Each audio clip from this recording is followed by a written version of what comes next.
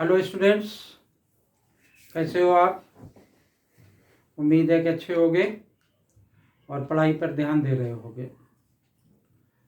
बच्चों, हम बात करेंगे ये चैप्टर 11 थ्री डायमेंशनल ज्योमेट्री, और इसमें प्लेन वाले पार्ट की हम बात करेंगे। उसके कुछ कंसेप्ट्स बताएंगे आपको, और इससे पहले जो स्ट्रेट लाइन तक एक्सरसाइज तक मैंने वीडियो अपलोड कर दी।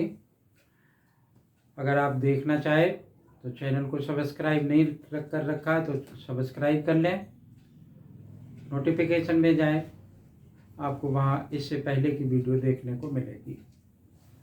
तो बच्चों, एक नया टॉपिक है प्लेन। इसमें कोई शक नहीं कि बच्चों को ये टॉपिक बहुत मुश्किल लगता है।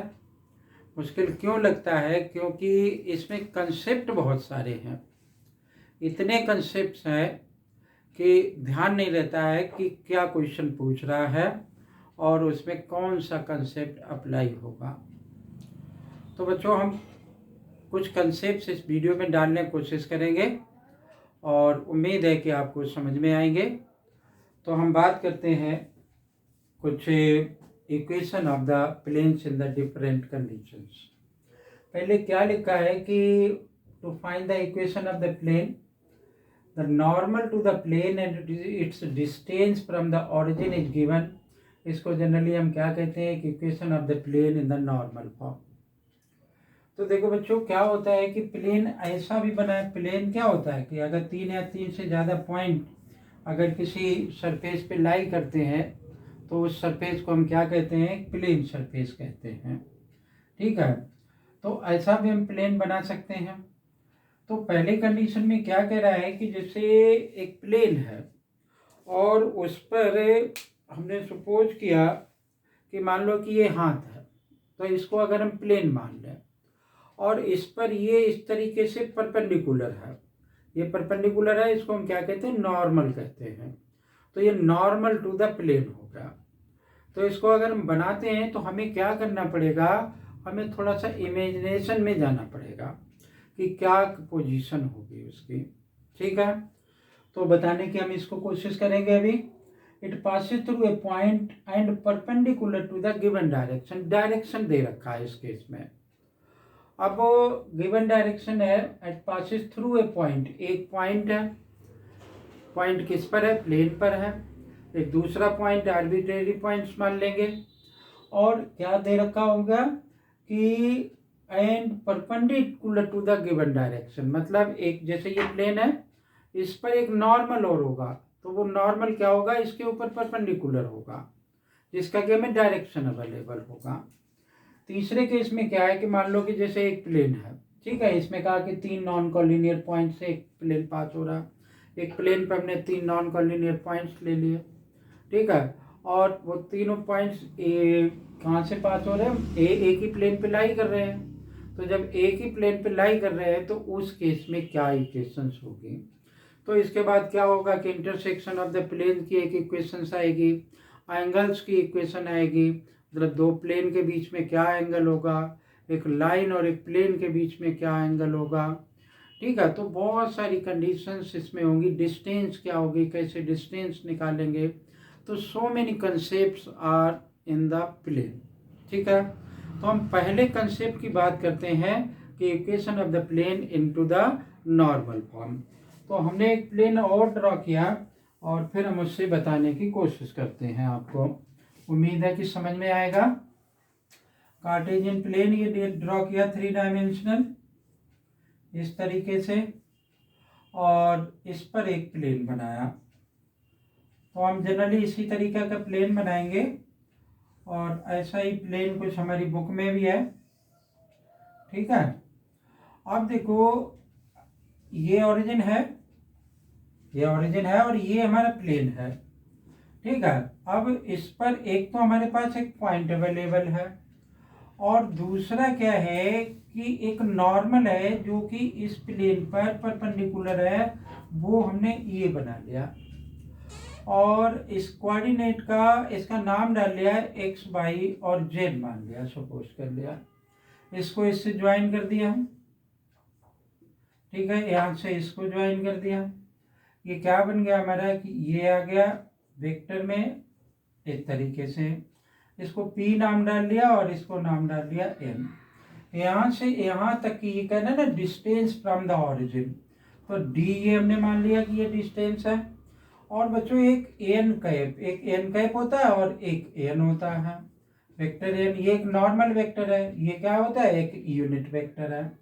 ठीक है, तो मुझे इस प्लेन की इक्वेशन चाहिए जब ये कंडीशन हमें दे रखी है, ठीक है ना। तो O N is equal to हमें क्या दे रखा है, डी दे रखा है।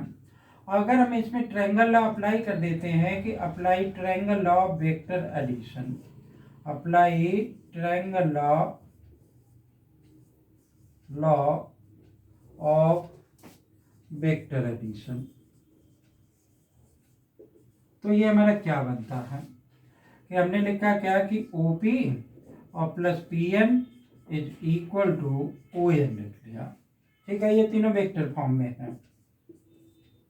इस तरीके से OP हमने सपोज कर लिया कि ये R वेक्टर R के बराबर है, तो ये वेक्टर R हो गया। PN हमें नहीं मालूम है, तो PN आ गया ये। और ON वेक्टर को हम क्या कंसीडर कर सकते हैं कि वेक्टर D, ये तो डिस्टेंस है और एन कैप के बराबर, तो ये Pn बराबर हमारा क्या बन जाएगा कि vector Pn is equal to, हमने क्या मान लिया कि Dn vector minus R vector, sorry ये R वेक्टर है। अब आप एक बात देखो कि ये ON और ये Pn दोनों परपेंडिकुलर हैं, तो दोनों का क्रॉस प्रोडक्ट क्या होगा, वो डॉट प्रोडक्ट क्या होगा, जीरो के इक्वल होगा। तो मैंने यहाँ पे लिखा कि Pn वेक्टर और डॉट में ON vector, this is equal to zero. ठीक है, अब देखो Pn मेरा किसके बराबर आ गया, ये Dn के बराबर आ गया, Dn vector minus vector R, okay. और ON किसके इक्वल है, Dn के इक्वल है, this is equal to zero. इसको अगर हम इससे मल्टीप्लाई कर देते हैं तो क्या आ जाएगा कि डी स्क्वायर और N cap dot N cap minus क्या बन जाएगा वेक्टर आर, और ये इससे मल्टीप्लाई हो गया और D N cap is equal to zero. ठीक है, अब इसको हम क्या लिख सकते हैं कि डी का स्क्वायर और N cap into N cap unit vector है, तो चाहे स्क्वायर हो चाहे क्यूब हो चाहे सिंगल हो तो वो बन के ही बराबर होगा, यानी एन कैप किसके बराबर होगा, बन के बराबर होगा, तो एन स्क्वायर भी बन के बराबर होगा। तो डी का स्क्वायर माइनस वेक्टर आर और D N cap is equal to zero. D को हमने क्या लिया, कॉमन ले लिया, तो डी माइनस वेक्टर आर और N cap this is equal to zero. तो ये हमारा किसके इक्वल हो गया, D is equal D minus vector R dot N cap this is equal to zero. तो डी इज इक्वल टू हमारा क्या हो जाएगा, vector R dot N cap. ठीक है बच्चों, अब देखो ये हमारी क्या बन गई कि vector equation of the normal form of the equation of the plane. ठीक है, उम्मीद है कि ये बात आपको क्लियर हुई होगी। अब हमें एक बात ध्यान देनी है इसमें कि ऐसा भी लिखा हो सकता है कि वेक्टर आर और dot vector N is equal to D. अब इसमें बच्चों और इसमें बहुत डिफरेंस है, इस वाले में और इस वाले में बहुत डिफरेंस है। तो अगर ये ऐसा है और इसको इस फॉर्म में लाना है तो मैं क्या करूंगा कि यूनिट वेक्टर मेरा किसके बराबर होता है, एन कैप किसके बराबर होता है कि vector N mod of vector N. ठीक है, तो मैं मॉड ऑफ एन से जब इसको डिवाइड करूंगा तो ये आएगा, तो जब मैं इसको डिवाइड करूंगा इससे एन, इस मॉड ऑफ एन से, जैसे ये लिखा मैंने कि vector N divided by mod of N this is equal to D. ठीक है, और मॉड ऑफ एन, तो देखो दोनों में अब ये तो किसके बराबर हो गया, इसके बराबर, ये एन कैप के बराबर आ जाएगा vector R dot N cap. उस केस में ये डिस्टेंस होगी जाकर के, अदरवाइज ये डिस्टेंस नहीं होगी।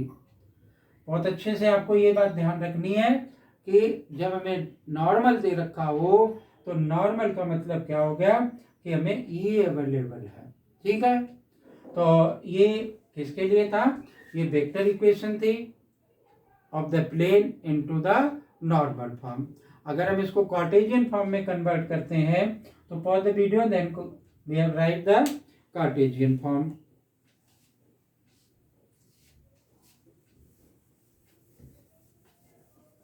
हमारी ये वेक्टर इक्वेशन आ गई। अब देखो ये पॉइंट दे रखा है एक्स वाई और जेड, ये तो पॉइंट हमें गिवन है, तो ये किसके बराबर हो जाएगा हमारा कि vector R is equal to X I cap plus Y J cap plus Z K cap. Okay, और दूसरा हमें क्या चाहिए, एन कैप चाहिए। तो अगर ये एन कैप है तो क्या होता है कि अगर वेक्टर एन मान लो दे रखा होता तो a i cap plus b j cap plus c k cap ऐसा लिख सकते थे, ये डायरेक्शन रेशियोज होते। यहाँ एन कैप लिखा हुआ है, इसका मतलब क्या है कि ये डायरेक्शन कोसाइंस मुझे लिखने पड़ेंगे, M J cap plus N K cap, यही तो होगा।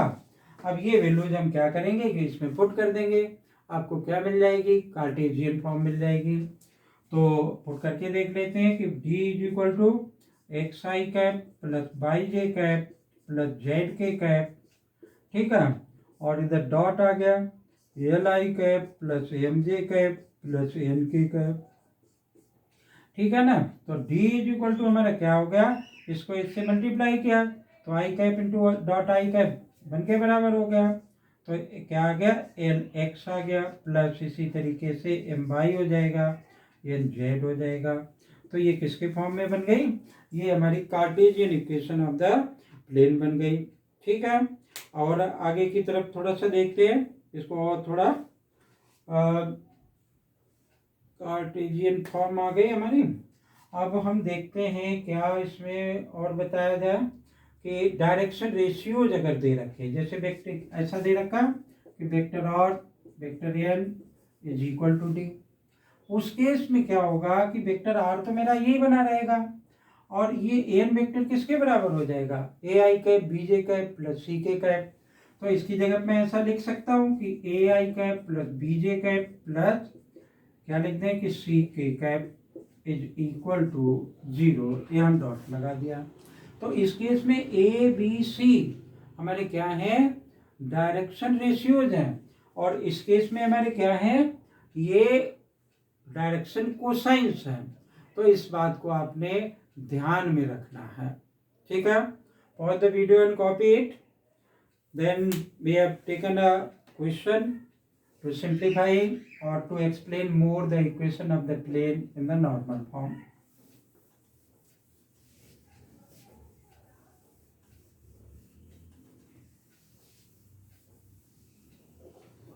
तो एक क्वेश्चन लिखते हैं और फिर उससे इसको थोड़ा सा और एक्सप्लेन करते हैं। ये लिखा कि find the vector equation of the plane, ये क्वेश्चन है कि find the vector equation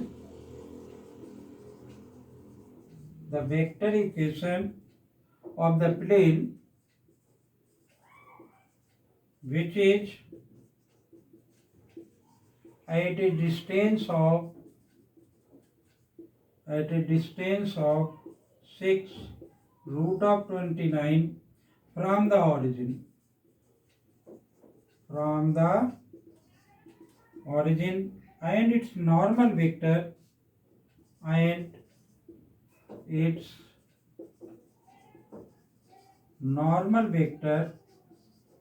from the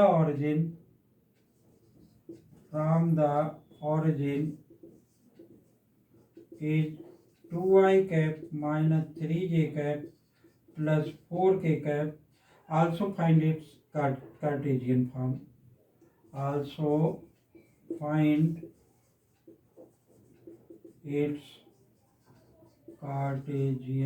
form. ठीक है। अब देखो ये हमें क्या दे रखा है, पढ़ लेते हैं question. Find the vector equation of the plane which is at distance, ये डिस्टेंस दे रखी है from the origin, and normal vector from the origin is to much, ये हमें गिवन है, ठीक है। तो हम इसको क्या सपोज कर सकते हैं कि वेक्टर एन दे रखा है मुझे 2i cap minus 3j cap plus 4k cap, ठीक है। इसको यूनिट वेक्टर के फॉर्म में अगर आप कन्वर्ट करोगे तो ये क्या बन जाएगा कि 2i cap minus 3j cap plus 4k cap. Okay, अब मॉड लगा लिया हमने, इसको मॉड हटाएंगे तो क्या आ जाएगा, 4 आ जाएगा, 9 आ जाएगा, और ये हमारा 4 4 जब 16 हो जाएगा। तो N cap is equal to क्या बन गया मेरा कि 2i cap minus 3j cap plus 4k cap, और रूट में हमारा क्या आ गया 9 4 13, 13 और 16 29।